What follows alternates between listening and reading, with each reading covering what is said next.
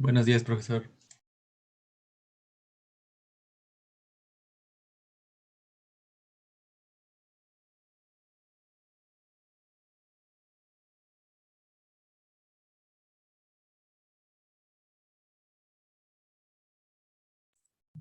Buenos días, ¿me escucha usted, Oscar? ¿Cástulo me escucha? Sí, profe. Sí, profe, sí se escucha. Yo soy el que casi no lo escucha, de que me... Ah, ya vi cuál es mi problema. Ya sé dónde estaba el problema. A ver, entonces déjenme aquí ver lo que tengo que compartir. Espérenme.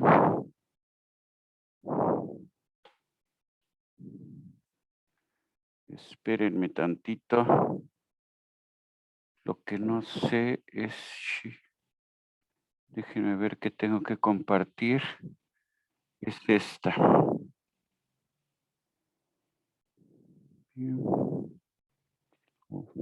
Muy bien. Muy buenos días, tengan todos ustedes. Vamos a iniciar nuestra sesión del día 21 de octubre de este 2021 de nuestro curso de Manufactura 2.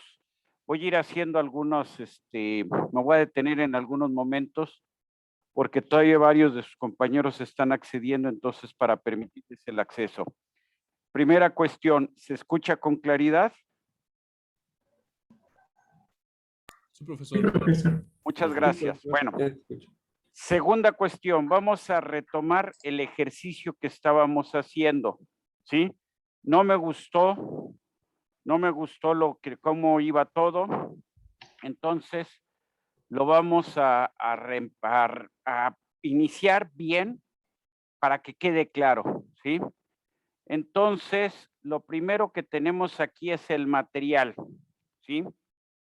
O sea, nos dice que vamos a hacer una placa para una máquina, el soporte de una máquina, que es en fundición gris laminar perlítica. Es una ASTM,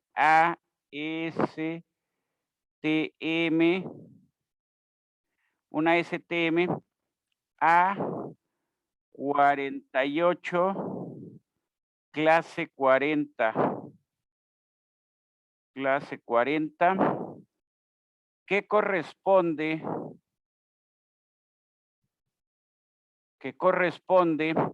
con una SAE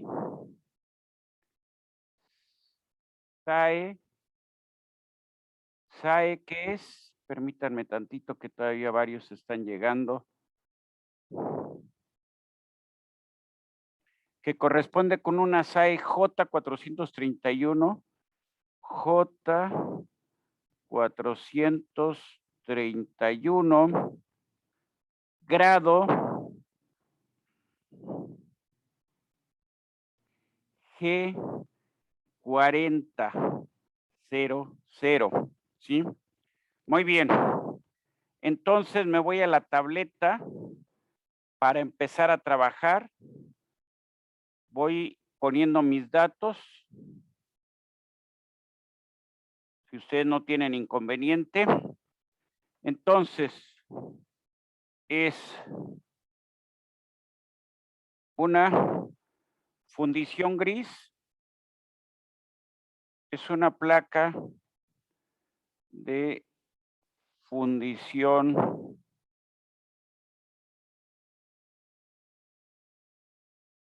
gris, que es ASTM A48, es ASTM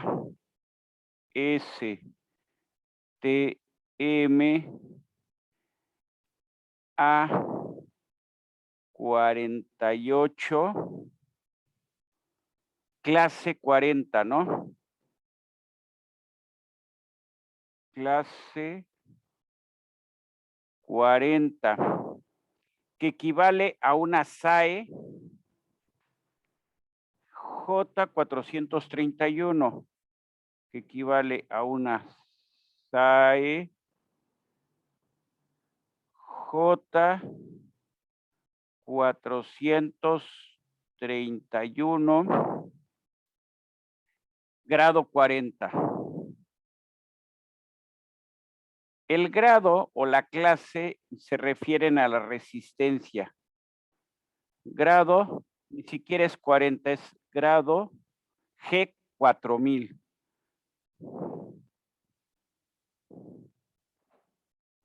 Grado G4000. Muy bien. Cuando son fundiciones, nada más como cultura general, los dos primeros dígitos hablan, esos dos primeros dígitos hablan de la resistencia en kilogramos por milímetro cuadrado, ¿sí? Y los dos últimos dígitos,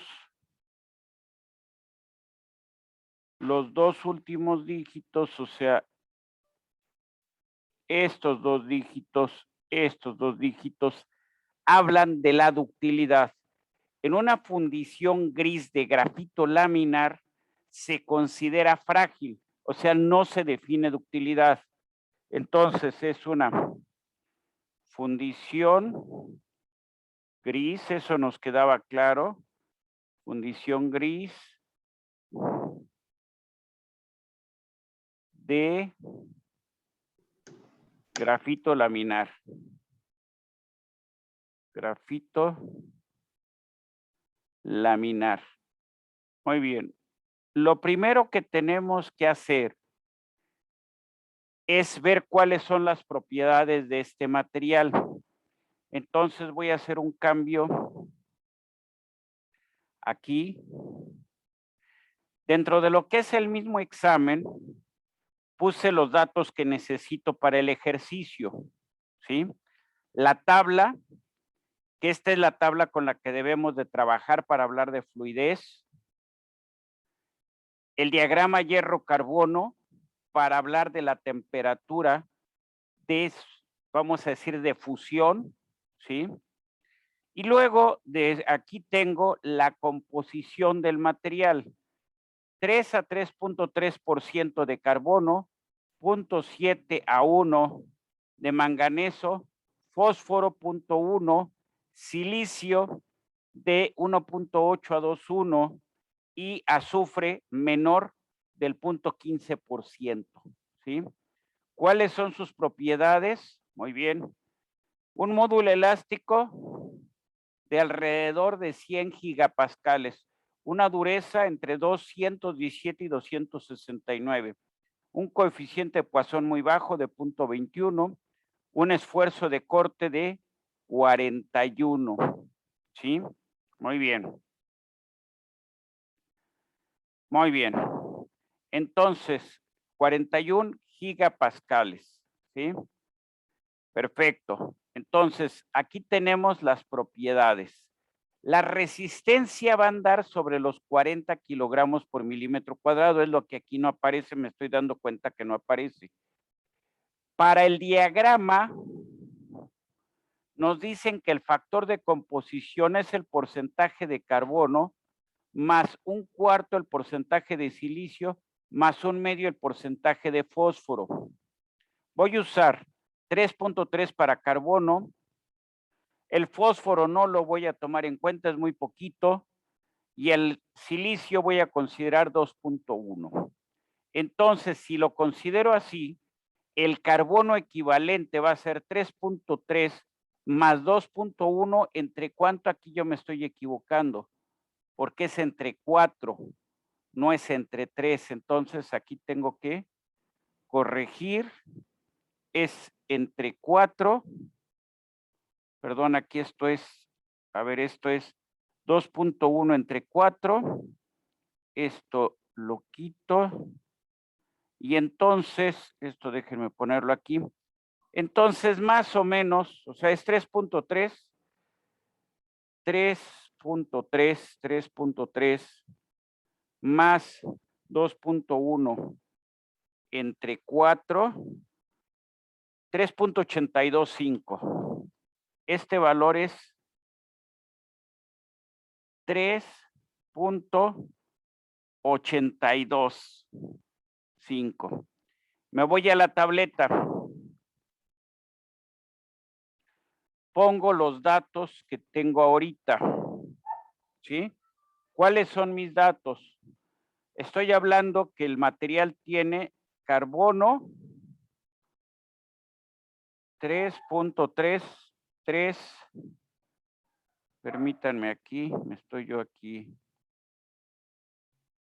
3.3%, silicio, dijimos 2.1%, manganeso es más o menos manganeso, si mal no recuerdo era 1%, y fósforo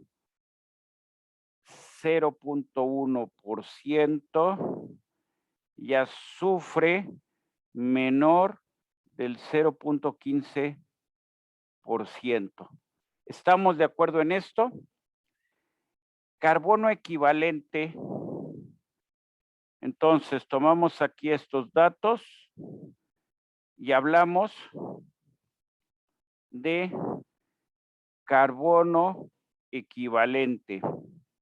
¿Cuánto es? Es porcentaje de carbono más es porcentaje de silicio entre 4, si mal no recuerdo era más porcentaje de fósforo entre, ¿cuánto era? Entre 2. Carbono equivalente, ¿cuánto nos dio? 3.825.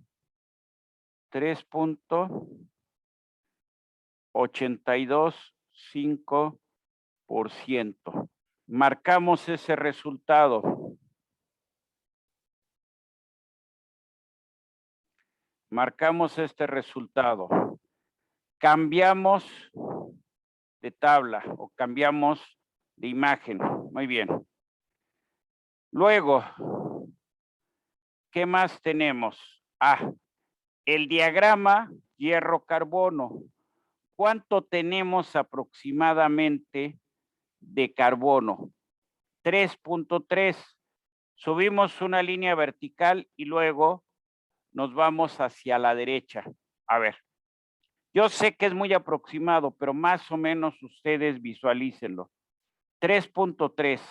Vamos hacia arriba, tocamos la línea de líquidos y luego nos vamos hacia la línea, hacia nuestras ordenadas donde aparecen las temperaturas. ¿Cuánto más o menos es la temperatura de líquidos? Muy bien. Del diagrama hierro-carbono, entonces decimos el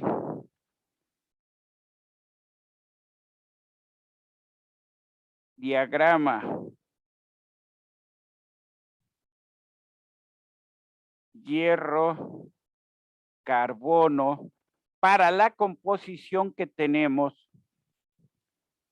la temperatura de líquidos, o sea, donde termina de fundirse el material son 2000, es aproximadamente 2200 grados Fahrenheit.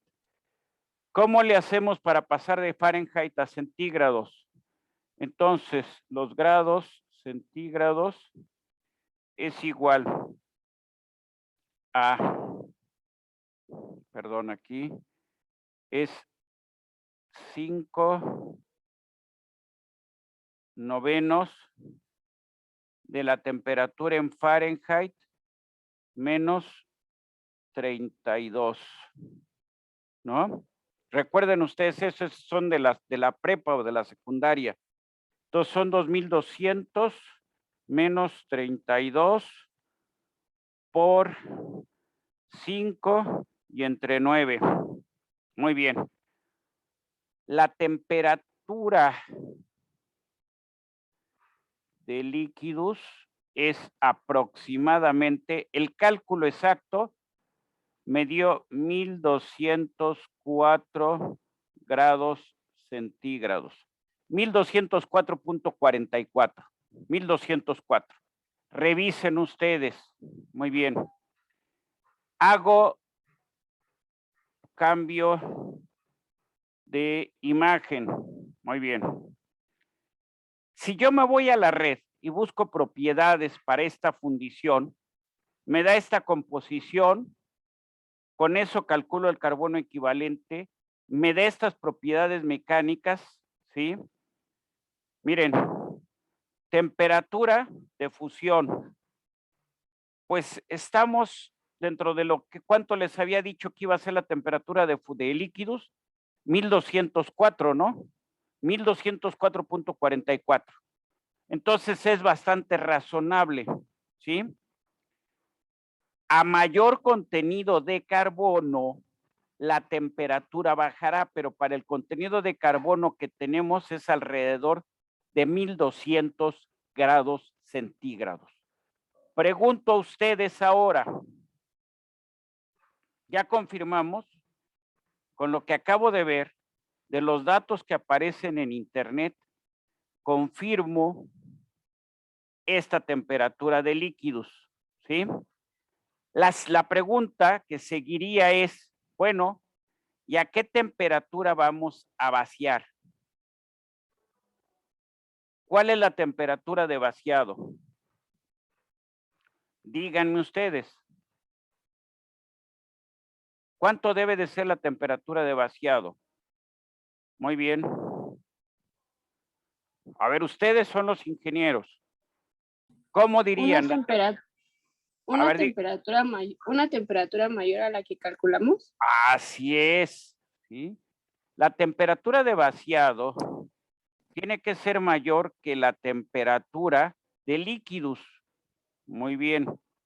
¿Cómo la podríamos ver? La temperatura de vaciado como una expresión va a ser igual a la temperatura de líquidos más un delta de temperatura. Este delta de temperatura, ¿de qué va a depender? Esto va a ser una función del espesor, ¿sí? Va a ser una función del espesor y va a ser una función también de la relación del espesor a, vamos a decir, al área, ¿sí? Muy bien. Dentro de más pequeño sea el espesor, ¿sí? Dentro de más pequeña sea la relación de espesor a área, entonces el delta T va a crecer. En realidad, lo que hemos dicho, la temperatura de vaciado es la mínima a la que llena la pieza. Es la mínima a la que llena la pieza. Muy bien. Recuerdo cómo es la pieza. Me voy a tardar 2 minutos tratando de recordar cómo es la pieza, pero para que lo tengamos todos en mente. Muy bien. Muy bien. Vamos a poner aquí esto así. Esto así más o menos. Esto así. No me va a salir muy exacta, pero bueno, que con que tengamos la idea, con eso me doy por bien servido. Muy bien. Aquí esta línea así. Luego esta línea así. Esas líneas verticales no están muy verticales. Luego aquí tendríamos que tener una línea que viene así. Luego aquí así. Es simplemente darnos una idea ahorita rápido, ahí en la imagen, de cómo es la pieza. Recordamos que tiene una parte aquí hueca en la mitad, ahí. Muy bien, esto es así, esto es así. Y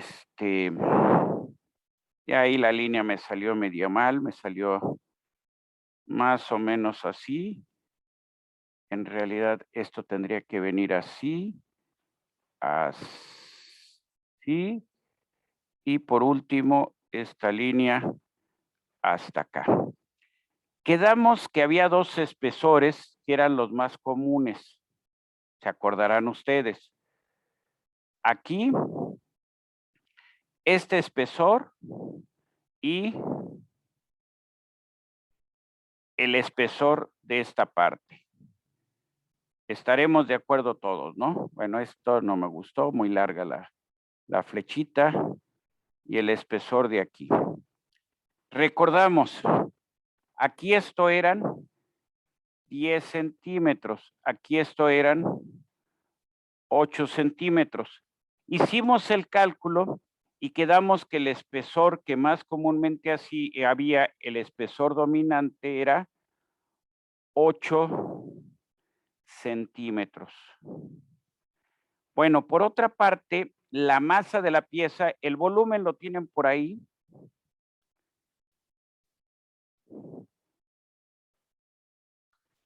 Sí, Profesor, Dígame usted. por ejemplo, lo calculamos con 8, pero también se podría hacer un promedio entre el 8 y el 10. Podríamos hacerlo, ¿sí? O sea, yo les diré una justificación por lo que fue el 8. Yo lo que les dije es, o sea, lo que hice fue ver cuánta área, ver cuál era el área de la pieza, o cuál era el área de la pieza que tenía de espesor 8 centímetros. Y comparé con el área de la pieza que tenía de espesor 10 centímetros. Y encontramos que el área con espesor de 8 centímetros era mayor que el área con espesor de 10 centímetros. Y de ahí fue de donde tomamos el que fuera el 8.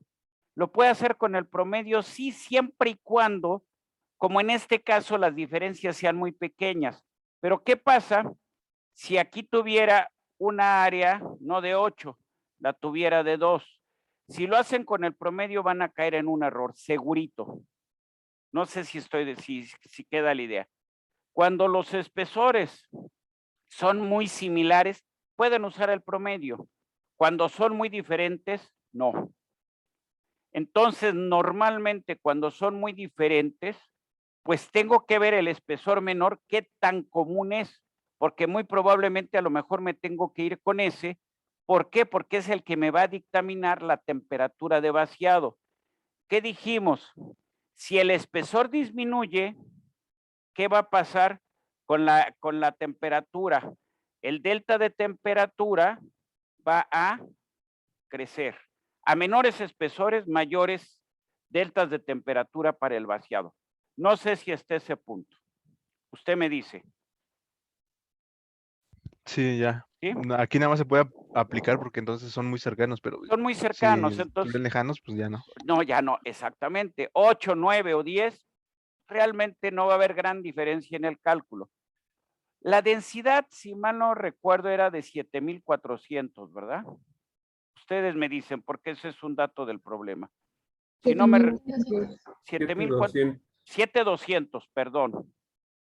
7,200, perdón. Muy bien.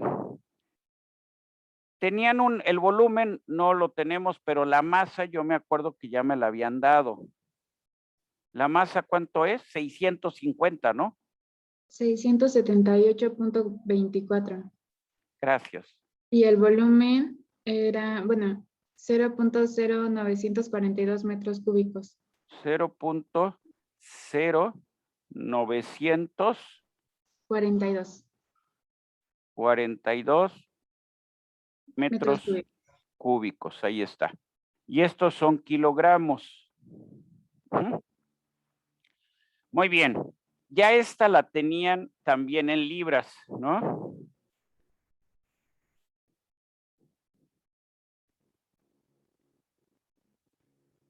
Sí, eran 1494. 1494, sí es cierto. Esto era como 1494 libras. ¿Sí?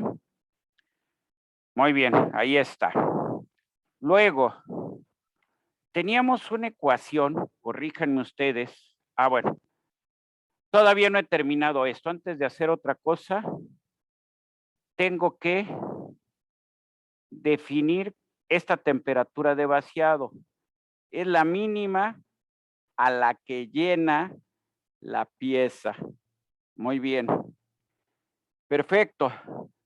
¿Cuánto consideran? Aquí no tengo una regla, no tengo una ecuación que me permita, pues, determinar cuánto vale la temperatura de vaciado. Entonces, sabiendo que debe de ser mayor de 1204 grados centígrados, sabiendo que el espesor menor es de 8 centímetros, ¿cuánto proponen ustedes que le demos de temperatura de vaciado?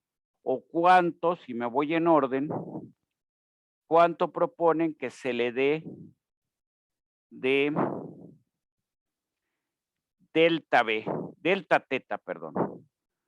¿Cuánto de delta teta y por lo tanto, cuánto de temperatura de vaciado?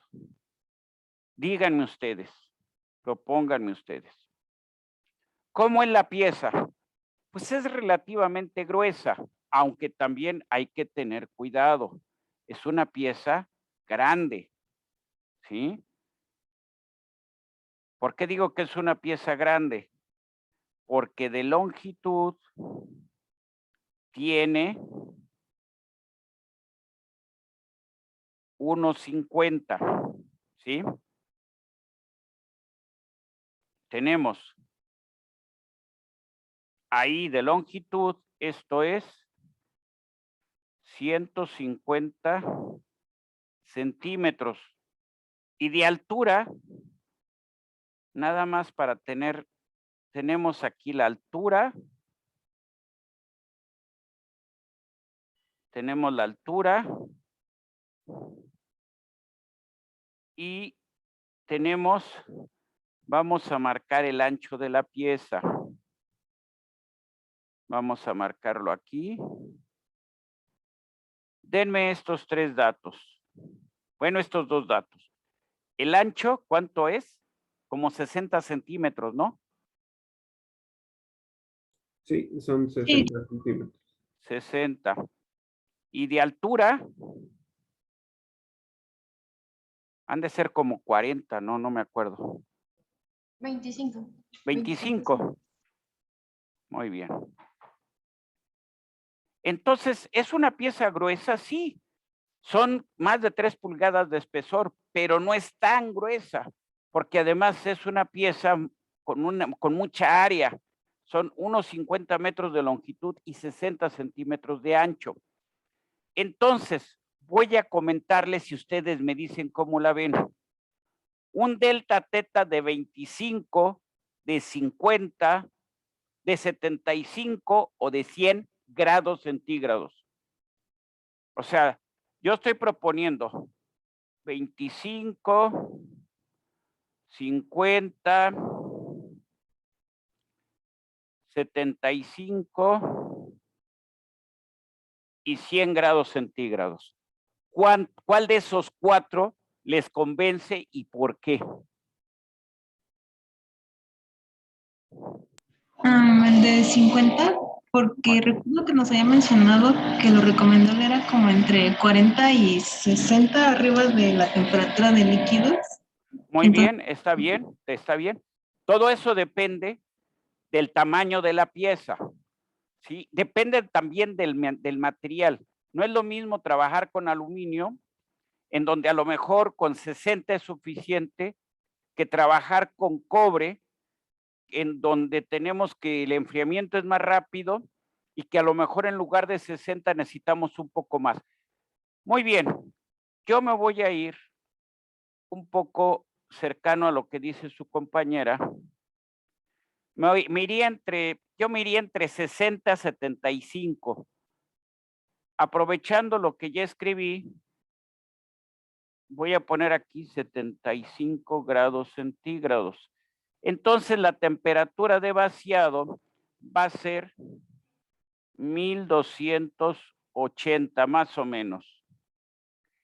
En el horno vamos a tener una temperatura mayor, porque desde el horno hasta donde esté el molde, pues hay una cierta distancia, pasa un cierto tiempo y el material se enfría. Muy bien, perfecto, 1280. A lo mejor, yo digo que 1280 es suficiente. Muy bien, ¿qué tenemos que hacer ahora? Lo que tenemos que hacer es cambiar de imagen.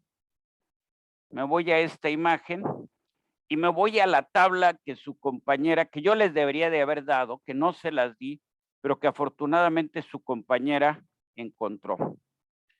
¿Cuánto fue el carbono equivalente? Por ahí lo teníamos en algún lado, 3.8, ¿no? 3.8, aquí está, ¿sí? La temperatura está en Fahrenheit. Entonces, 1280, ¿sí? Van a ser 1280 centígrados a los que vamos a trabajar, ¿no?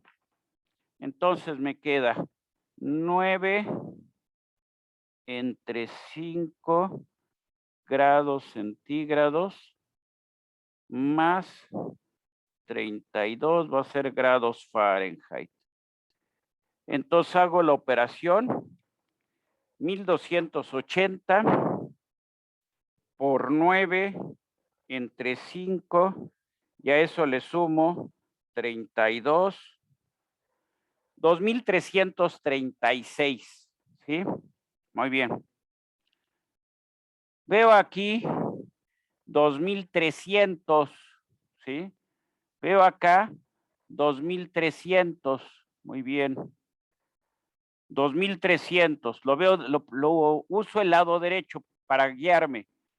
Más o menos, no sé si se ve el cursor. Déjenme ver aquí si puedo hacer algo. Voy a tratar de hacer algo. Draw, no, draw.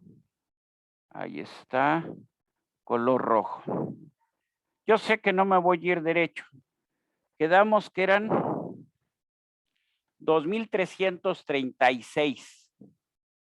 Aquí tengo 2300 y aquí tengo 2400. Más o menos me voy a ir por la de 2300 para tener una referencia. Bueno, pues así como que no me fui muy bien, pero aquí tengo la línea de 2300. ¿Cuánto vale el carbono equivalente? 3.8. Ya sé que me fui chueco. Ahí está.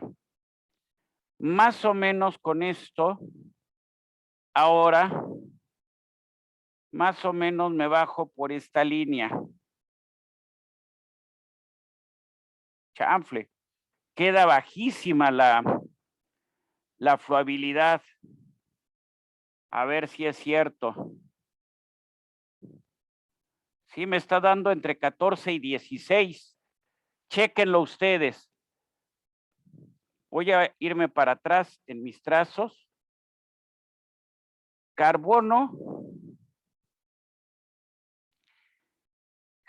equivalente es alrededor de 3.8. Muy bien, no la voy a trazar continua, nada más por secciones, 3.8. Ahí está.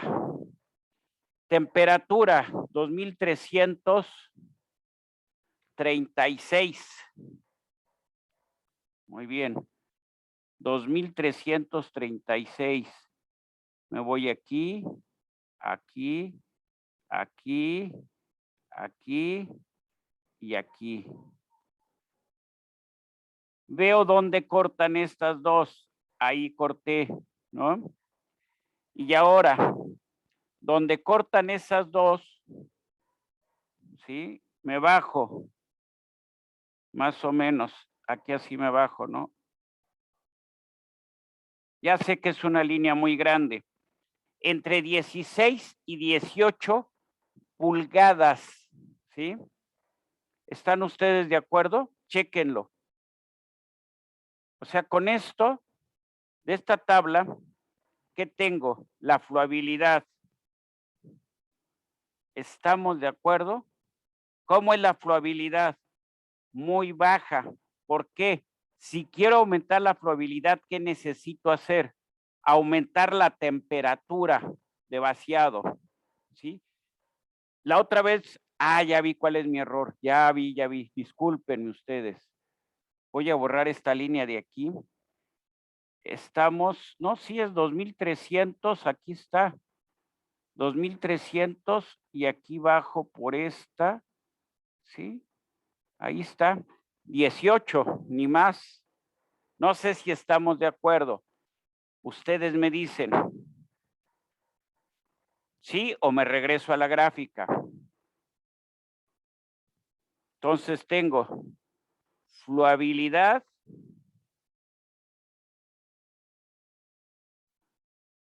Fluabilidad.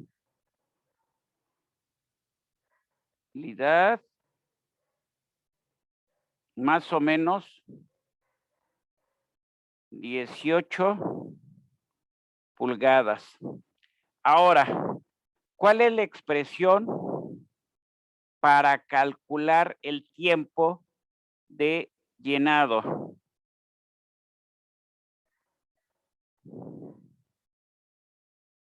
Denme ustedes la expresión para el cálculo del tiempo. Este es igual a K. T es igual a K, que ahí es donde había tenido yo el error, K, porque usé la fluabilidad directamente, que multiplica a 95. 0.95 más el espesor. He usado E para el espesor entre 0.853. 0.853. Cierro. Por aquí, dependiendo de la masa, puede ser raíz cuadrada de la masa o puede ser raíz cúbica. Como teníamos 678, usamos la raíz cúbica. Muy bien. K está dada como la fluabilidad. Es lo que luego nos corrigió. Vamos, yo ahí la había regado.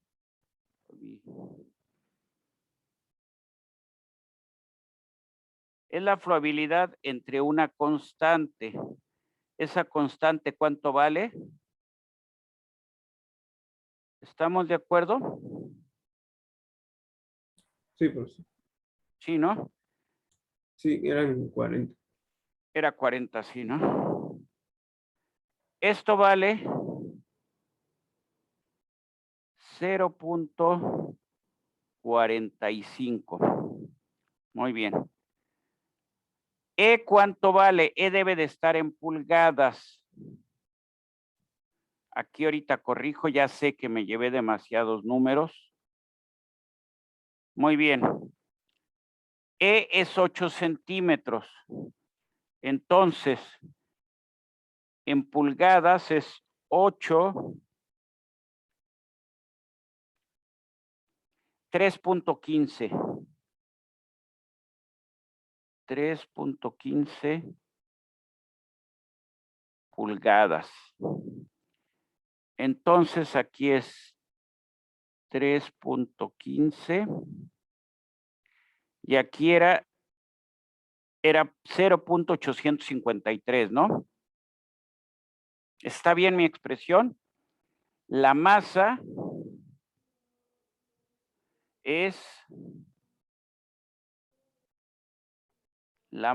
es, ¿dónde está la masa? ¿Dónde está la masa? 1494.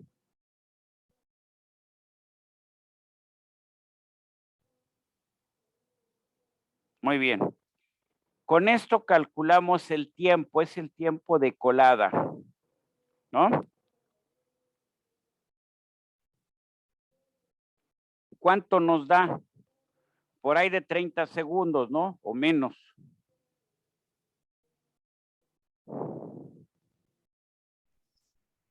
A mí me dio 23.588. Muy bien. ¿Qué les había dicho? 23.9. 88 lo vamos a redondear a 9. Lo voy a poner tal como me lo dio su compañera. Por esto lo vamos a redondear ya en las operaciones posteriores a 23.9. Muy bien. ¿Cuál era mi comentario respecto a este tiempo? Que la colada iba a ser muy grande, ¿no? Exactamente, que es muy cortito el tiempo. O sea, a mí, con la experiencia que tengo, se me hace muy cortitito el tiempo, ¿sí? Chéquenlo nada más, o sea, es por puro, esto es tal como con los elementos de cálculo que les he dado. Ahora, denme ese tiempo, pero en lugar de calcularlo con raíz cúbica, calcúlenlo con raíz cuadrada. Y voy a poner como un tiempo alterno.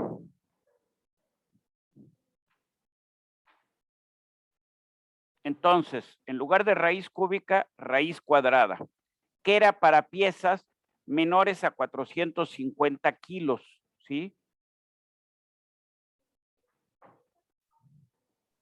80.75. Muy bien. Si se fijan aquí, hay un mundo de diferencia. No sé si estamos de acuerdo, ¿sí? Por el tamaño de la pieza, por la experiencia que yo pudiera tener en esto, yo les diría que va a andar intermedio entre estos dos, ¿sí? 80.75 es un minuto, 20 segundos. Yo creo, o sea, como yo lo veo, que esto va a estar entre los 30 segundos y el minuto, el tiempo de llenado. Pero eso es lo que yo pueda decirles por mi experiencia.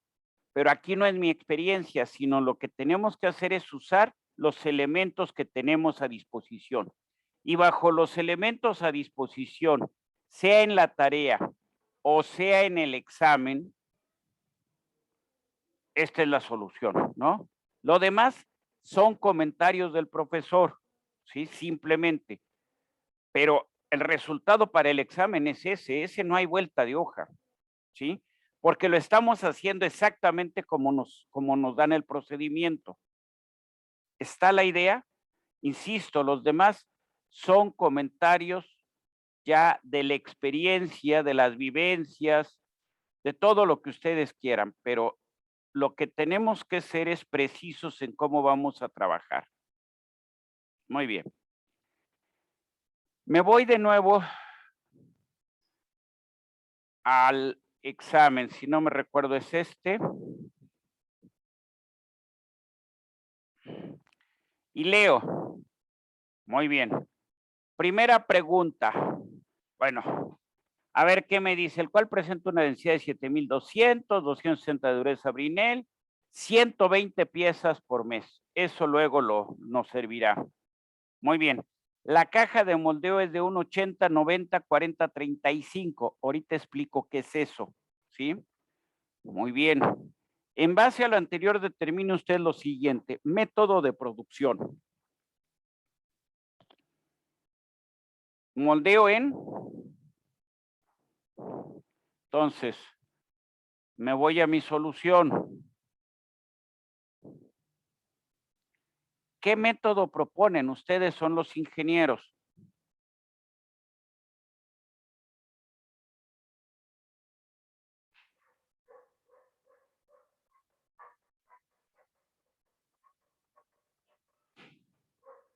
Método de producción.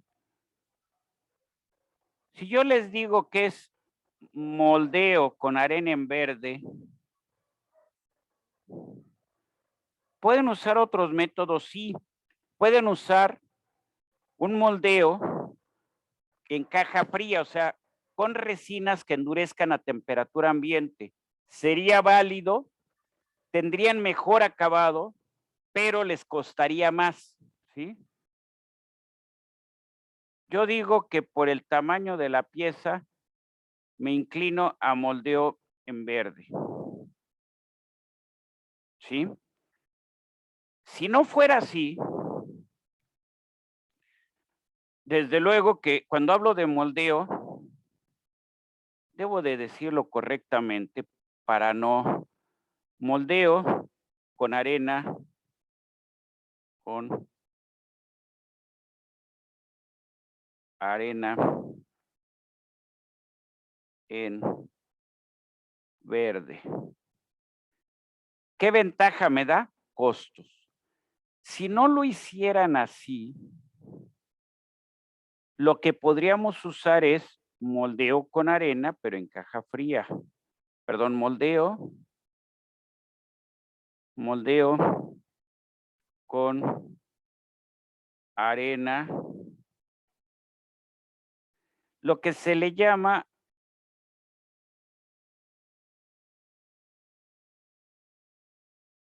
resinas de fraguado a temperatura ambiente o cold box o caja fría, ¿sí? Muy bien, ahí está su método de producción. Luego, ¿qué más tienen? No, es esto, ahí. Tienen una caja de 1.80. Bueno, para empezar son 120 piezas. Y tienen una caja de 1.80 por 90 por 40 sobre 35. Explico ahorita. Y si no la tienen, la mandan a hacer. ¿Sí? Largo, ancho, altura. Muy bien. Ya tienen la masa de la pieza. 3, ¿cómo colocan la pieza en el molde? A ver, me voy a mi tableta. Aquí yo he visto en las últimas semanas, porque me han pasado unos problemas de unas fundiciones, he visto que luego los ingenieros no van a su clase de manufactura el día que les toca ver fundición. A ver, primero veamos la caja, entendamos la caja como está. Muy bien, la caja, que puede ser de lámina de acero o de lo que podría ser hasta madera, ¿sí? Muy bien, más o menos así.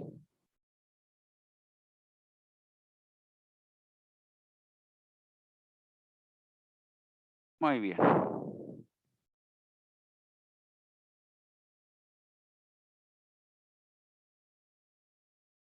Hay más o menos. Hay más o menos.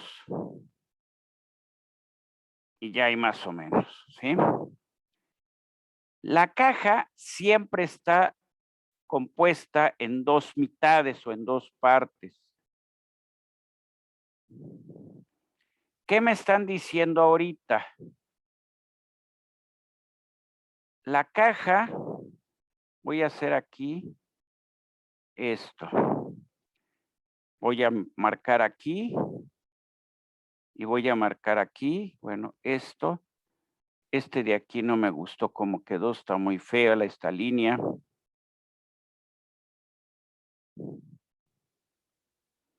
La vuelvo a hacer.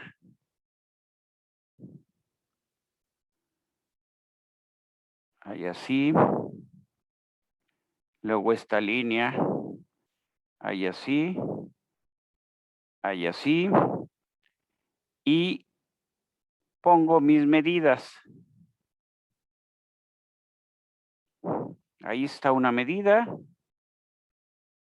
Ahí está la otra medida. Aquí está otra medida.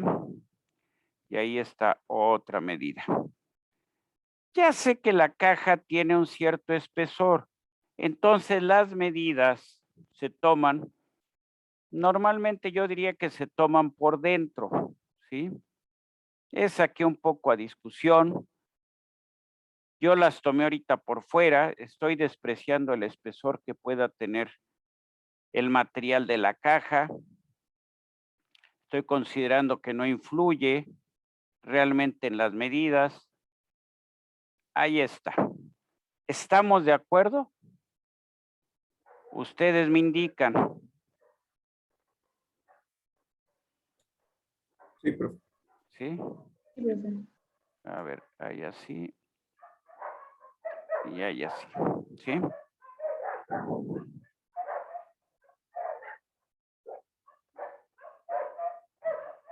Ahí está, media fea, pero ahí está.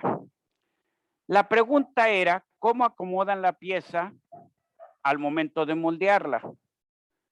Vamos a ver, vamos a cortar la caja con una línea, con un plano que es perpendicular a su eje mayor. Ahí está el plano, ¿sí? Entonces vemos la caja considerando ese plano. Hay una línea media, ¿sí? Ah, aquí me faltó poner las medidas. Qué error. Las medidas es 1.80. Las voy a poner aquí.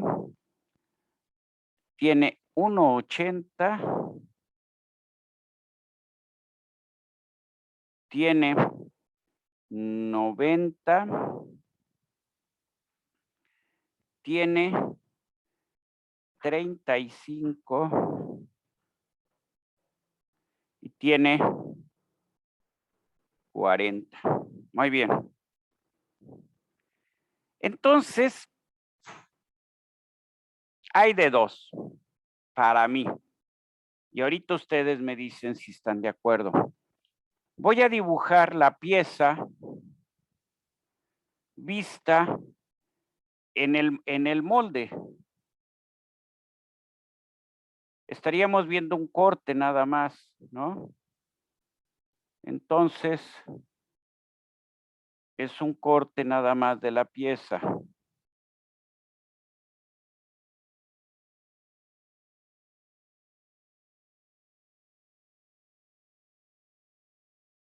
No sé si se ve ahí la pieza. Muy bien. Esta es una posibilidad. ¿Dónde quedó la pieza? Toda en la caja inferior. ¿Cuál es la altura de la pieza? 25.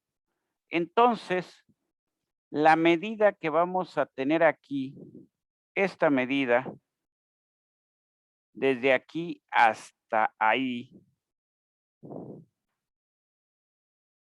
hasta este plano, ¿cuánto es? Son 25. Aquí tenemos el dato, ¿no? Oh. Ahí está el 25.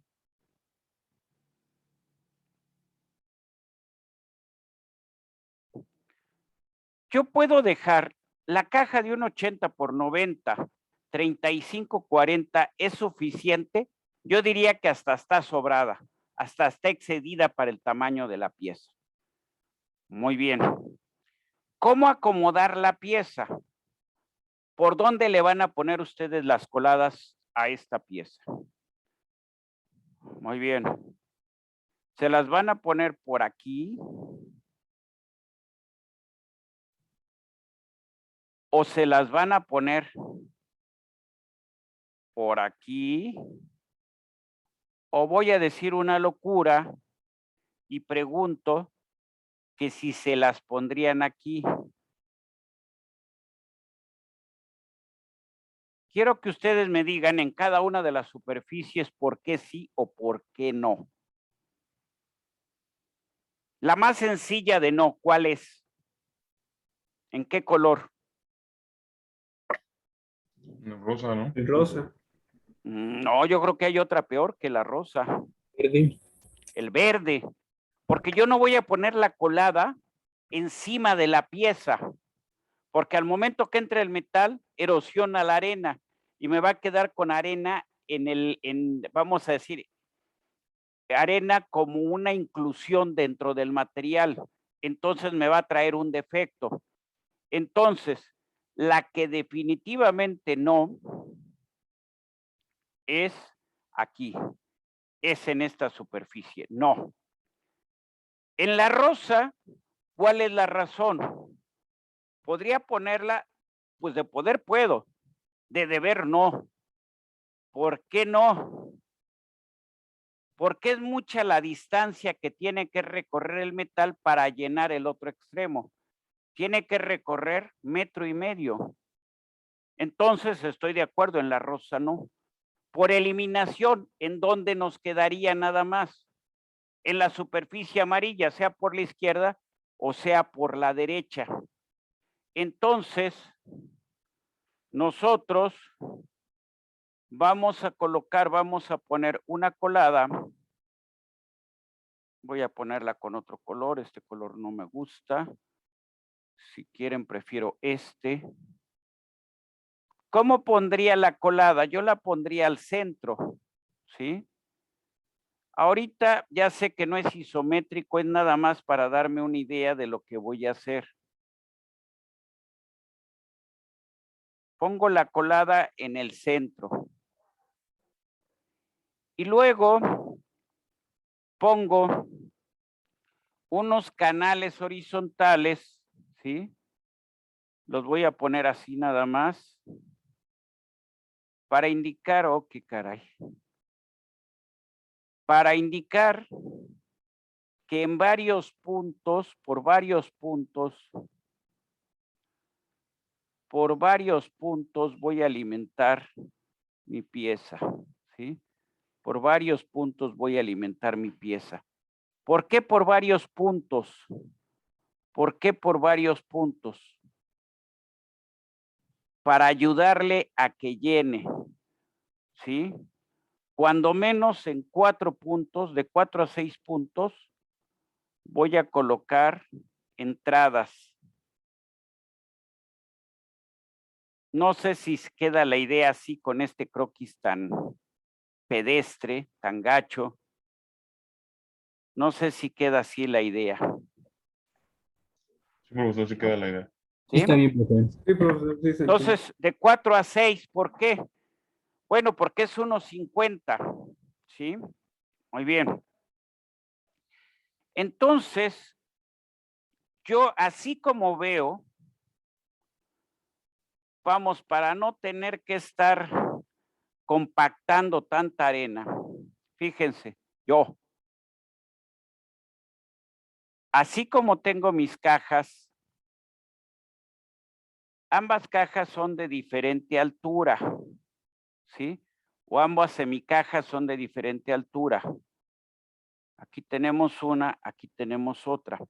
De acuerdo a cómo está el dibujo, la de 40 centímetros la pondría, bueno, la pieza la voy a colocar así, porque es lo más fácil para hacer, ¿sí? Puedo ponerla así o puedo ponerla invertida. Si la pongo invertida, toda la pieza va a quedar en la parte superior. Entonces, eso, vamos, no es lo mejor, no es lo más factible. Y voy a poner aquí la de 35. Entonces, mi colada, pues de alguna manera la pongo aquí, la pongo aquí, la pongo aquí, la pongo aquí, y de ahí voy a alimentar, ¿no? Muy bien. Entonces tengo mi colada, aquí la estoy marcando en negro, se me fue ver el color, y voy a alimentar. ¿Qué es lo que corresponde con lo que teníamos en la otra figura? ¿Sí? Voy a alimentar así, y luego de aquí voy a meter, si quieren mejor lo pongo con flechas, voy a tener 1, 2, 3, cuando menos 4 entradas. ¿Estamos? Ya quedó cómo la voy a acomodar la pieza. Muy bien. ¿Qué es lo que tenemos ahora que calcular? A ver, permítanme tantito. ¿Qué es lo que tenemos que calcular? Muy bien. Ya tengo la masa, ya tengo el tiempo. Entonces, vamos a poner el área, le llamamos del canal vertical.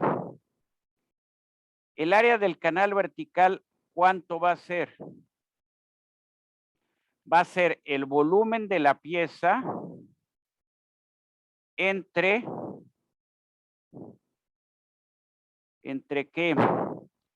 Entre el tiempo de colada, la velocidad, a ver, la velocidad, ¿qué más? A ver, veamos unidades. El volumen es longitud al cubo. El tiempo, pues vamos a decir que es segundo. La velocidad es longitud sobre segundo, segundo, longitud. Chéquenle ustedes en sus ecuaciones. La velocidad va a ser, de acuerdo a Torricelli, va a ser 2G H calculada, raíz cuadrada de esto. Chequen sus ecuaciones. Muy bien. Como tengo mi colada, voy a hacer un dibujo mejor para indicar cómo está mi colada.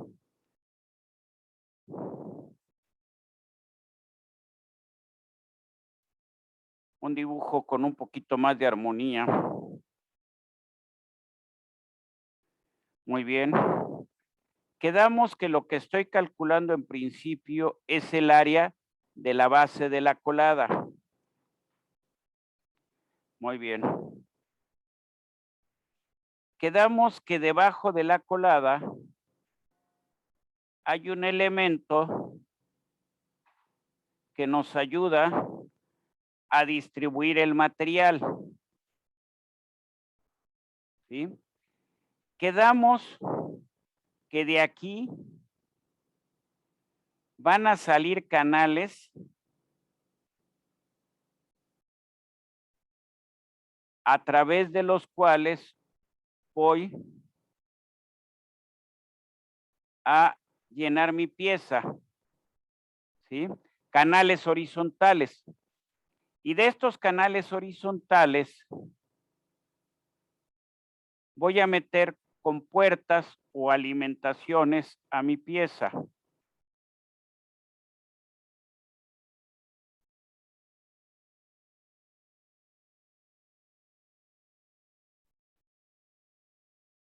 No sé si hasta ahí toda la teoría que les di coincide con lo que les estoy ahorita comentando.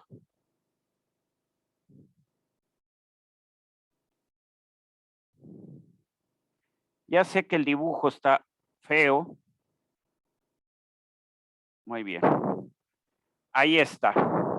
Muy bien. Este es el área del canal vertical. El volumen ya lo tenían ustedes. ¿Cuánto era? 0.0942. Así es. Muy bien. Borro todo esto, Pongo el volumen, que es un dato. 0.0942. Sí. Metros cúbicos. Muy bien. El tiempo de la colada ya está calculado. ¿Cuánto era? 28 segundos. ¿Alguien lo apuntó? 23:88. 23:88. Sí, ahí está. Muy bien. 23.88 segundos. Muy bien. HC, para nuestro caso, o sea, toda la pieza queda debajo del nivel de la colada. Véanlo ustedes en la figura de la derecha. Entonces, la H calculada es la altura de la columna. La altura de la columna es 35 centímetros. No tengo que ir a hacer mayor cálculo. Con eso es más que suficiente. Muy bien. Entonces, HC es igual a 0.35 metros. Entonces tengo 2 por 9.8 por 0.35 de esto, raíz cuadrada. ¿Cuánto es? 2.6204. Deben de ser, lo dejo en 2.62. Deben de ser metros por segundo, ¿no? Muy bien. Entonces, ahora sí, bueno, HC es 0.35 metros. Borro aquí, que lo había puesto también. Y el área de la colada o área de la base de la colada, área, lo voy a poner CB para ya no poner más variables. El área de la base de la colada es 0.0942 entre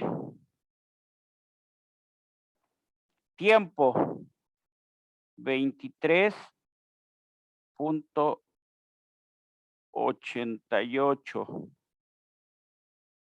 por velocidad 2.62. ¿Cuánto da? 1.50 por 10 a la menos 3.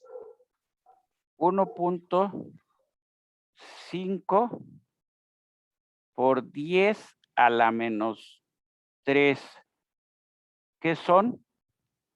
Metros cuadrados, ¿sí? Muy bien. Entonces, tendríamos 1 centímetro es igual a 10 a la menos 2 metros, ¿no? 1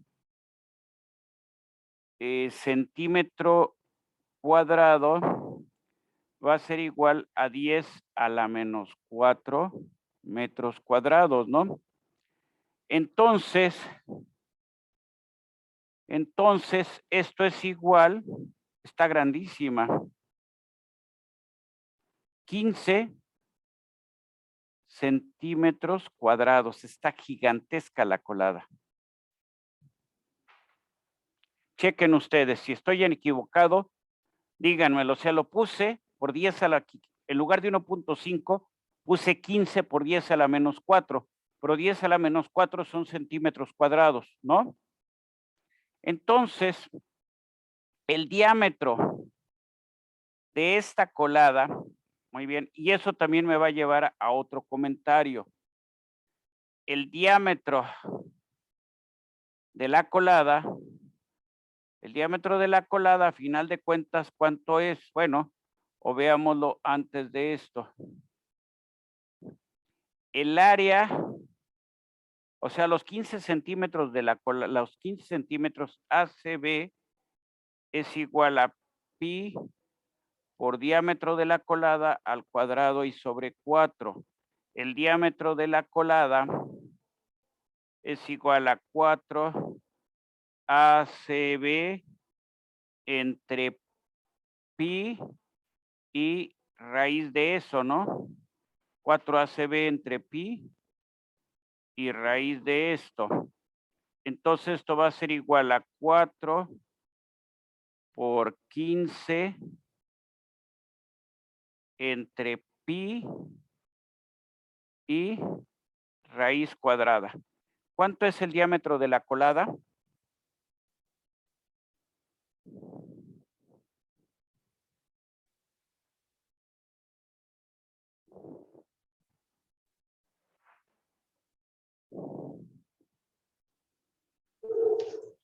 Según yo, 4.37 centímetros.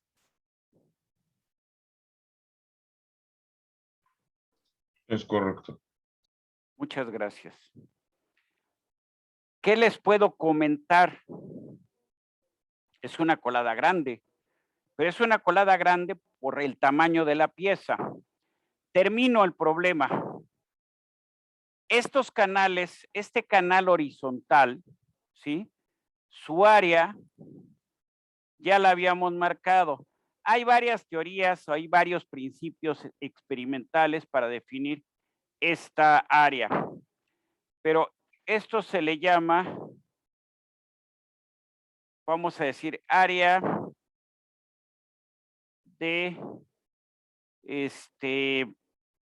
corredor o canal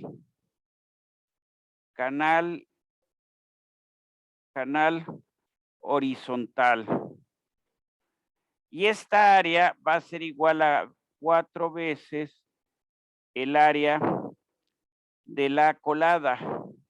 Entonces, esta área va a ser 60 centímetros cuadrados, lo cual es muchísimo, pero muchísimo, muchísimo, muchísimo. Muy bien. ¿Cómo van a ser estos canales? Siempre son rectangulares y quedamos nosotros que por la forma de la pieza se recomendaba que la colada fuera al centro y hubiera canal para la derecha y canal para la izquierda. Entonces serían dos canales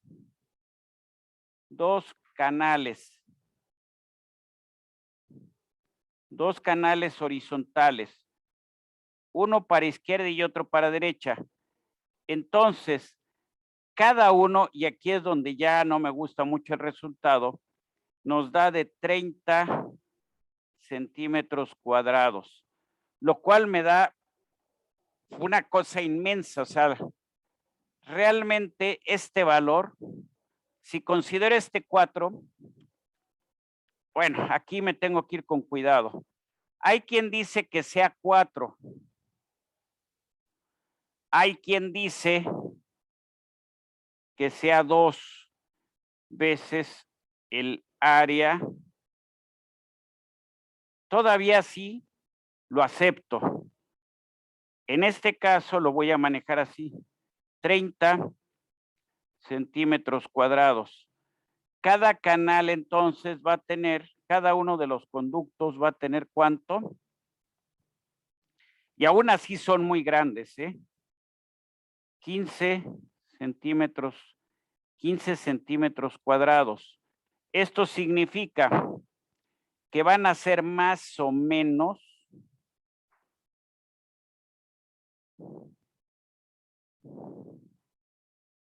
me parecen muy grandes aún así todavía. Esto son 15 centímetros. Entonces aquí van a quedar de 3 centímetros de altura por 5 centímetros. Me parecen demasiado grandes, ¿sí? Pero bueno, estamos usando las expresiones que tenemos a disposición. Con coladas más chicas que eso, la pieza llena, ¿sí? Pero bueno, son los resultados. Termino el problema porque esa era la duda de su compañera. Empezamos aquí por una duda que se nos presentó. Masa de la pieza, colocación de la pieza en el molde ya está. ¿Por qué? Cálculo de las coladas y disposición de estas. Se requiere mazarotas. Muy bien. Estrictamente, mazarotas como tales no se requieren. Profe, Dígame usted. Para contestar las respuestas de, por ejemplo, de colocación de la pieza, ¿les tenemos que hacer el diagrama o lo podemos Sí. escribir? O sea, si fuera el examen esto, yo lo que les hubiera pedido es que me dieran esta figura. Ya sea que la pongan, esto es lo que yo propuse. La otra forma es ponerla volteada, o sea, las patas de la pieza, estas patas hacia arriba. No sé si está la idea. O sea, cambiarla, o sea, ponerla en un espejo, si quieren verlo así. Son las dos formas. Decir que esta pieza la van a colar vertical es una locura. ¿Sí? Se llegan a hacer piezas verticales, pero cuando son muy altas y no con este tipo de geometrías, cuando son de áreas o de secciones transversales muy grandes. Por ejemplo, un rodillo yo sí lo colaría vertical, sí jamás lo colaría horizontal, pero esta pieza que es una placa, yo no la pondría vertical, o sea, vamos, se puede hacer, sí se puede hacer, pero complica muchísimo el molde. No sé si está la respuesta. Sí, gracias. ¿Sí? Muy bien, entonces sería este dibujo. ¿Alguna duda adicional? Muy bien. Ya sé que me van a decir varios, bueno, es que eso de las mazarotas, ¿qué hacemos? ¿Cómo le hacemos? Muy bien. Cuando es fundición gris, prácticamente no hay contracción. ¿Por qué? Porque la fundición gris tiene el carbono que tiene, una gran parte se presenta como grafito y el grafito tiene una densidad mucho menor que la del hierro. Entonces el grafito compensa la contracción que sufre el metal durante la solidificación. ¿Yo qué sí haría? Ahí parece que le puse unas veladoras encima a la pieza. Alguien me puede decir, tienen cara como de unas veladoras naranjas ahora que viene el Día de los Difuntos, ¿no? Muy bien. Yo lo que digo es poner, o lo que haría yo, es ponerle unos rebozaderos distribuidos en la pieza para ayudarme a que salga el aire y compensar también un poco la contracción. Ya dije que prácticamente no hay contracción, pero bueno, para jugar un poco con ese parámetro, ¿sí? ¿Puedo calcular las mazarotas? Sí tienen ustedes una ecuación para calcular las mazarotas. Nada más que ya se vuelve una monserga porque hay que sacar áreas, superficie de la pieza, luego la superficie de la pieza, dividirla entre su área y en función de eso ya determinar las dimensiones de las mazarotas, cosa que no quiero hacer porque son las 12:18. Entonces, insisto, última respuesta de la pregunta. ¿Se requiere mazarotas? La respuesta estricta es no. ¿Por qué no? Porque se trata de una fundición gris.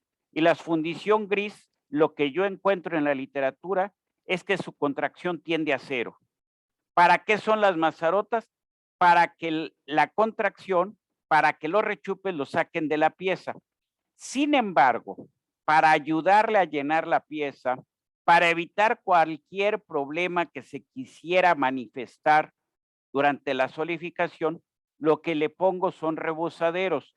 El rebozadero es normalmente de un diámetro menor al que correspondería a una mazarota. Muy bien. Podrían haber calculado las mazarotas, sí. Es un ejercicio adicional en donde, salvo su mejor opinión,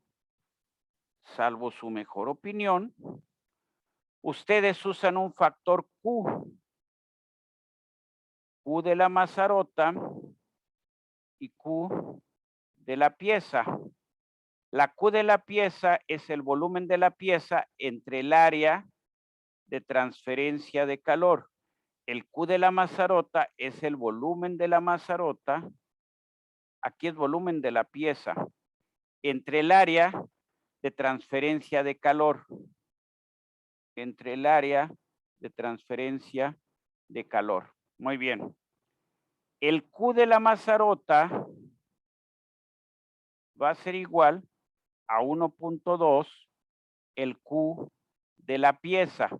O sea, la mazarota solidifica más lentamente que la pieza para que los rechupes se presenten en la mazarota y no se presenten en la pieza. ¿Sí? Entonces, la mazarota, ¿cómo es? Es cilíndrica. Muy bien. ¿Por dónde transfiere calor? Básicamente aquí por su superficie, ¿sí? Básicamente por la superficie del cilindro. Normalmente para el cálculo no voy a considerar esta superficie y menos la de abajo, porque la de abajo está en contacto con el metal, entonces pues no va a transferirle calor al metal. Entonces, estas dos superficies no las considero. Si solamente considero la superficie del cilindro, el área de transferencia de calor de la mazarota, ¿cuánto es? Es pi por el diámetro de la mazarota por la altura o longitud de la mazarota. Muy bien. Me regreso aquí a esta figura. ¿Cuál es la altura que puede tener la mazarota? ¿Cuál es la altura? Pues es la misma. En este caso particular, la mazarota tiene la misma altura de la colada, ¿no? Ahí tendría la misma altura de la colada. Entonces, la altura de la mazarota, ¿cuánto sería? 35 centímetros. Muy bien. ¿Cuál es mi incógnita?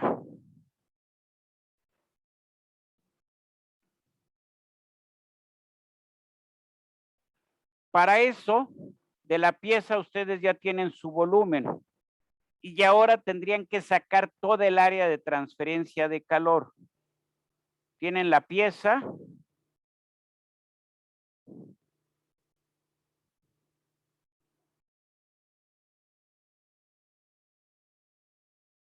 Ya está, ya sé que está horrible. Entonces tendrían que sacar toda el área por la que está, toda la superficie de la pieza. O sea, esta área de transferencia de calor es la superficie de la pieza. ¿Estamos de acuerdo? Eso es lo que se tendría que hacer. ¿Hay alguna duda, comentario o aclaración? Profe, sí. Dígame. En ese caso, el área de transferencia de calor de la pieza nada más sería, yo la había obtenido y era como, obtuve toda el área total y le resté nada más lo de los lados, el lado rosa, lo que ya no hay en el lado rosa. A ver. No sé si toda la pieza, una vez que está ya vaciado el metal, todo esto está lleno de hierro gris, ¿sí? A una temperatura, vamos a suponer, de 1200 grados. Entonces, ¿por dónde está emitiendo calor? Bueno, pues voy a quitar aquí esto, todo esto, todo esto, todo esto, todo esto, todo esto. Muy bien. Voy a quitar esto, esto, esto, esto, esto, esto, esto, esto. ¿Cuáles son las principales superficies de transmisión de calor? Voy a poner con rojo y voy a poner las flechitas. Aquí está transmitiendo calor esta superficie, ¿no? Esta superficie está transmitiendo calor. Muy bien. Esta superficie está transmitiendo calor. La del otro lado está transmitiendo calor.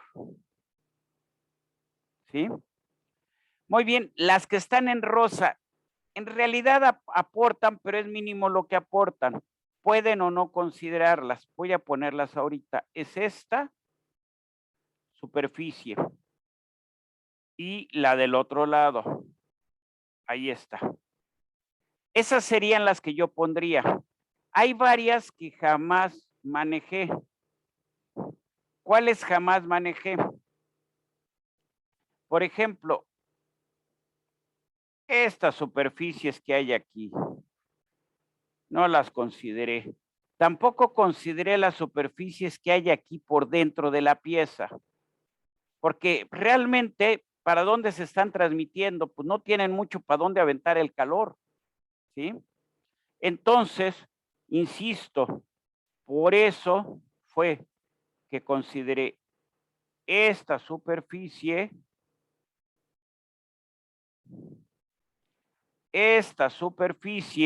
la que está en rosa, y las dos, vamos a decir, las del otro lado, ¿sí? Las otras dos.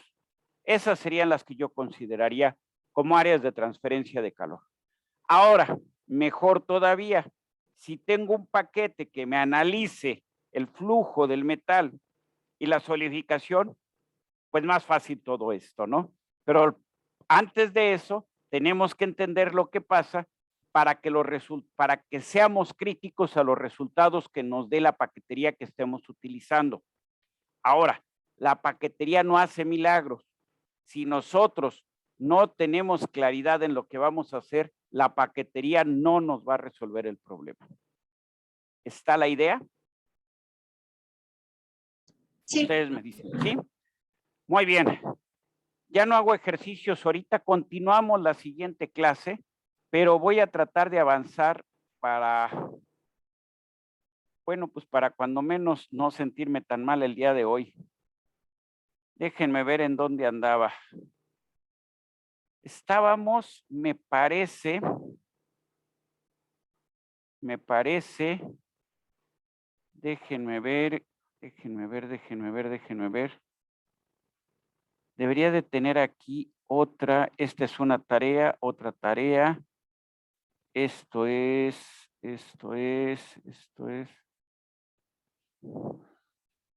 Aquí está, ya. Ahí está. Estábamos viendo lo del troquelado y estábamos viendo la holgura. Muy bien. A ver, ¿qué quedamos? Cuando lo que desprendemos es desperdicio, le llamamos punzonado, ¿sí? ¿Quién nos va a dar la medida de la pieza, la medida real? ¿La matriz o el punzón? A ver. Regreso aquí. Muy bien. Este 9 es el centro de una roldana. Es lo que vamos a desperdiciar, es lo que vamos a eliminar. Entonces, este punzón va a tener exactamente la medida que necesito que tenga como diámetro interior la roldana. Y en el caso de troquelado, quien da la medida es la matriz, ¿sí? Muy bien. En el caso de punzonado, quien tiene la medida, o sea, si yo quiero que este barreno sea de 1 centímetro, el punzón tiene 1 centímetro de diámetro. Si yo quiero que tenga 2 centímetros de exterior, entonces la matriz, cuando cortamos la parte exterior, debe de tener 2 centímetros. O sea, la holgura se puede restar o se puede sumar a la medida, pero debemos de tener claro sobre qué vamos a manejar.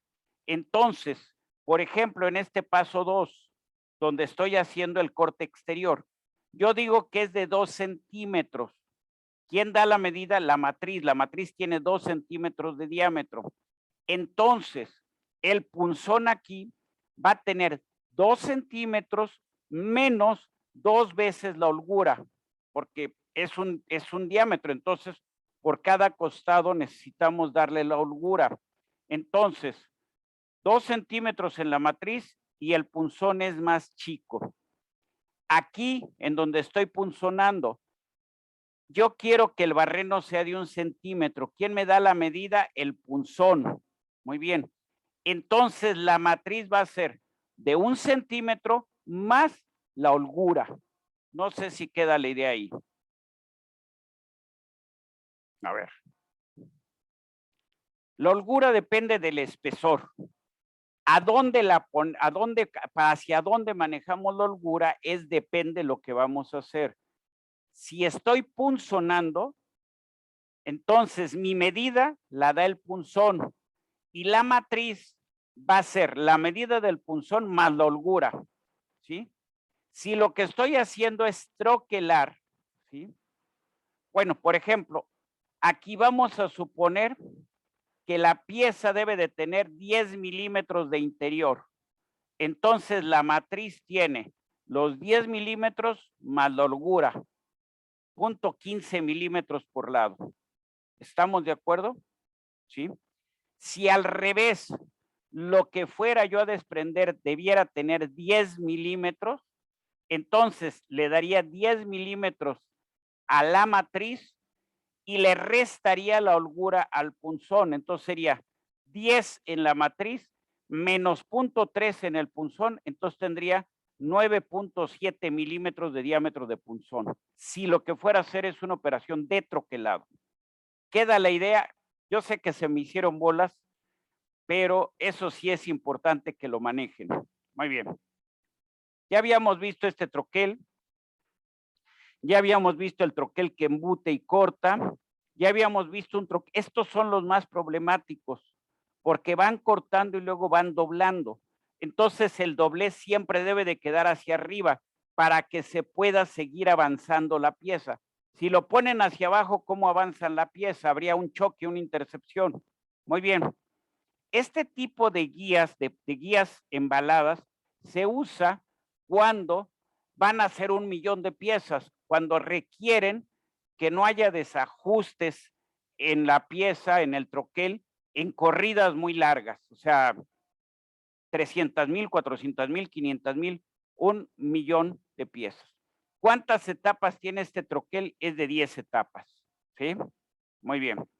Aquí tenemos un troquel que está ensamblado. Realmente, si se fijan, la parte de abajo es el portatroquel, pero vamos viendo primero que los punzones en su parte posterior no son circulares, sino son cuadrados.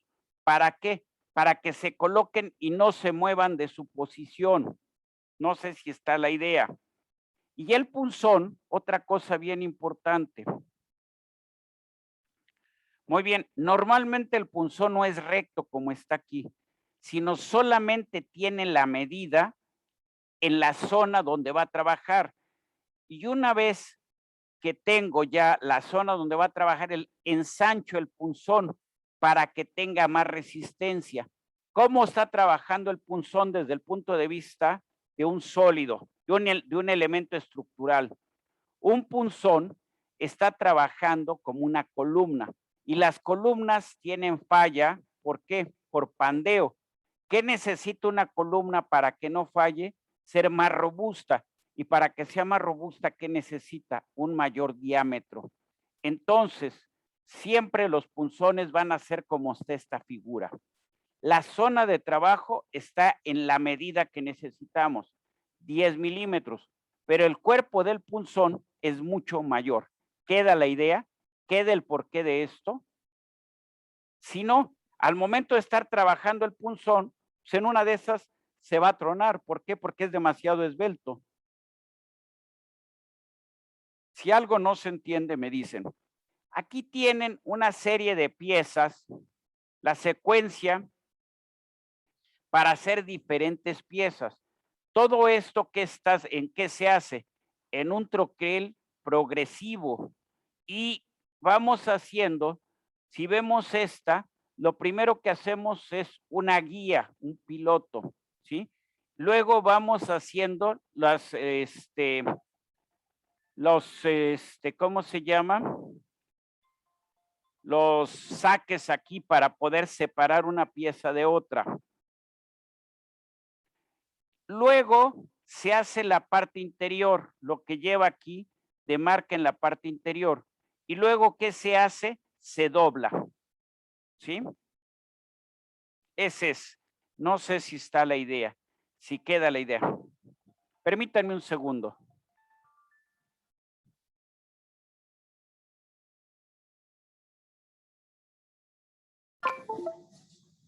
¿Qué pasó, don Luis? ¿Cómo está usted? Armando, ¿cómo estás? Perdón que te interrumpa. No te preocupes, dígame usted. Es en relación con un correo que nos hice llegar. Ah, sí, el pago de los exámenes, ¿no? Exámenes de grado. Sí, ¿cómo le hacemos a los que... Se lo pasé a Fernando. Ajá. Fernando está aquí ahorita conmigo presente. Ajá, Y me trae un estado de cuenta ajá. que tengo, se me erizan los cabellos. ¿De qué, mano? ¿De mucho dinero? Entonces, asignaron al posgrado Ajá, 2.236.500. ajá, Poco que he ejercido, ajá. pesos con... ¿Cuánto? ¿Cuánto hemos ejercido? Bueno. Bueno. A ver, fíjese en el cronómetro. Bueno. Luis, se cortó la llamada. Bueno.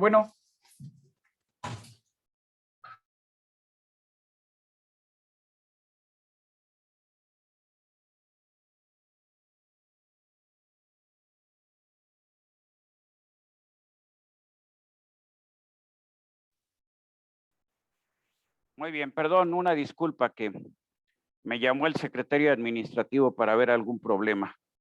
Pero bueno, ya estuvo. A ver. Entonces, lo más complicado que hay, una de las cosas más complicadas que hay, es diseñar troqueles, ¿sí? Hacerlos eficientes, hacerlos económicos. Eso es de lo más, es algo que no se aprende en 2 horas, que podríamos tener un curso, podríamos tener pues hasta una especialización en diseño, no solamente de troqueles, sino de todos los herramientales. Es algo bien complicado que cada vez se va modernizando más. ¿En qué sentido? Por ejemplo, ahora los troqueles no es solamente que sean progresivos, sino que además sean de cambio rápido. ¿Por qué? Porque ustedes la máquina les cuesta mientras está detenida. Entonces, no les conviene tardarse 2 días para cambiar un troquel. Ojalá que lo pudieran hacer en 1 hora. Entonces, por ahí mucho se está trabajando. Es un comentario. No lo voy a poder resolver ni les voy a poder enseñar esa parte en algo que es meramente, pues, ¿cómo pudiéramos decirlo? Meramente descriptivo.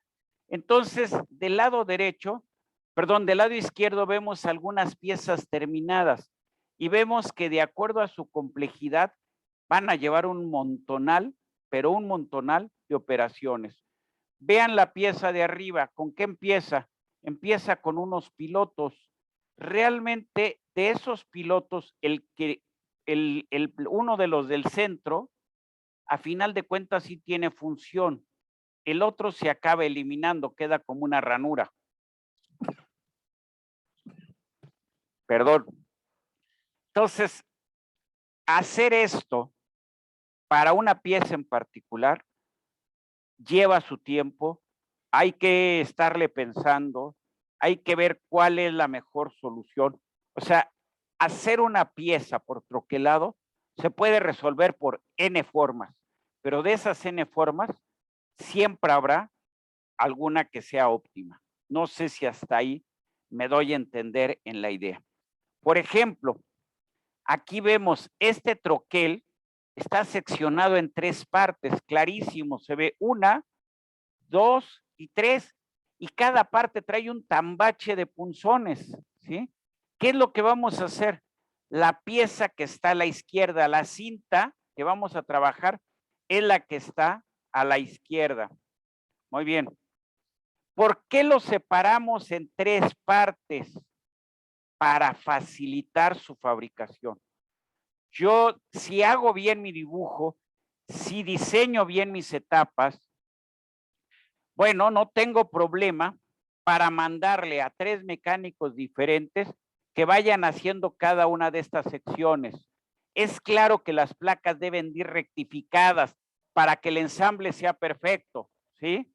Para que no nos falle, que deben de quedar perfectamente en su posición, ya que de otra manera, 1/10 de milímetro que se muevan, pues eso va a afectar directamente a la pieza. Entonces, Insisto, ¿por qué hago? ¿Por qué lo separo en 3 partes? Para facilitar la fabricación. ¿Cuántas barras guías tiene esto? 1, 2, 3, 4 barras guía. La barra guía que me garantiza que siempre las posiciones de punzones y de matrices van a estar en la misma posición. No sé si está la idea, ¿sí? Los portatroqueles son elementos estándar, los portatroqueles ya se venden. Entonces tengo que ver qué portatroquel me sirve para la aplicación que yo tengo, ¿sí? Muy bien. Fíjense en la piececita que tenemos ahí junto a la referida con una escala, ¿sí? Es una piececita de media pulgada, ¿sí? Fíjense las piezas que tenemos a la derecha. Son piezas bien complicadas que hacerlas representa cortes y representa dobleces. Fíjense la cinta que está a la izquierda, ¿sí?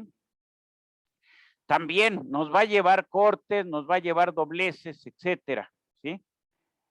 Lo que tenemos aquí es la cinta. Lo que tenemos acá arriba es la pieza, cómo nos quedó, ¿sí? Entonces, insisto, solución directa a esto no existe. Es analizar cada caso y ver cuál es el mejor procedimiento para llevarlo a su forma final.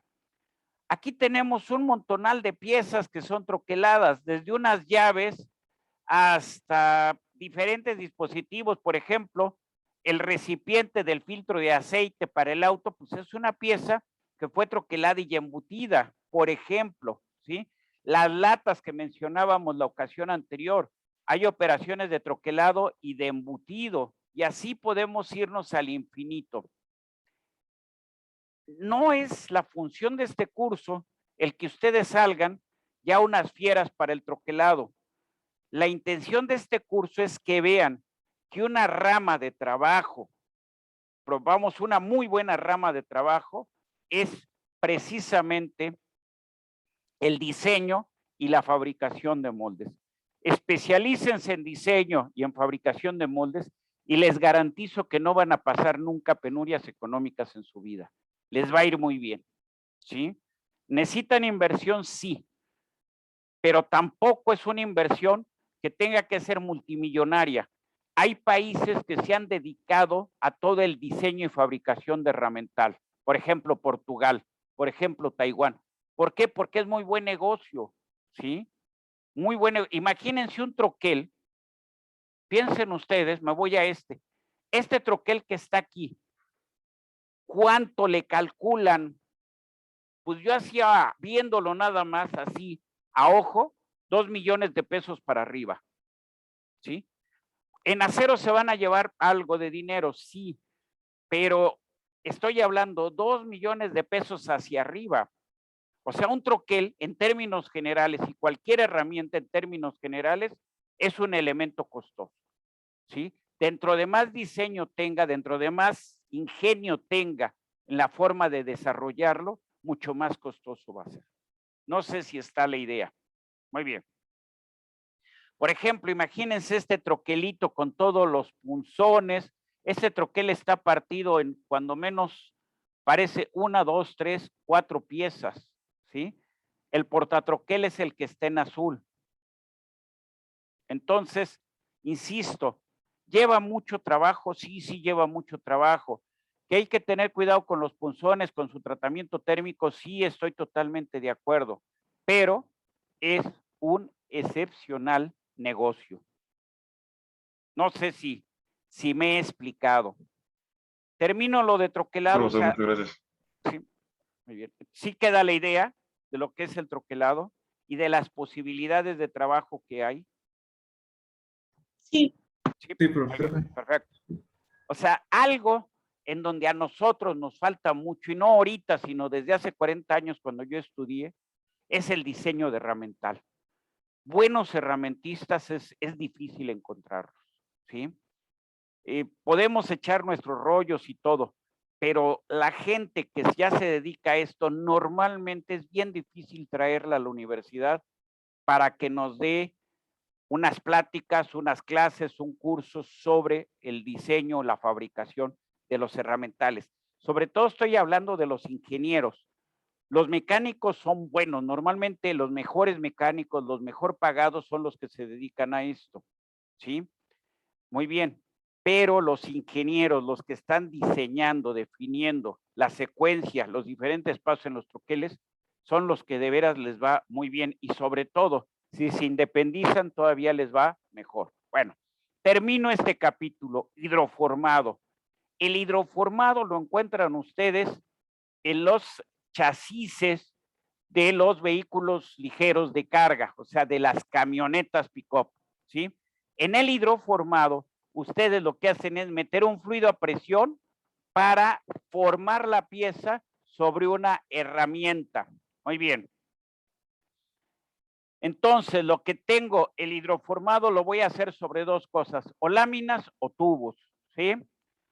Para el hidroformado requiero una matriz que es sobre la que voy a formar la pieza y voy a aplicar la presión a través de un fluido. ¿Qué ventaja nos da el hidroformado?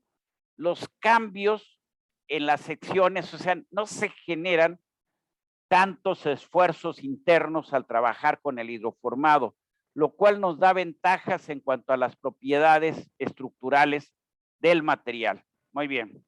El hidroformado, comparado con la pieza hecha por fundición o por forja, nos reduce el peso.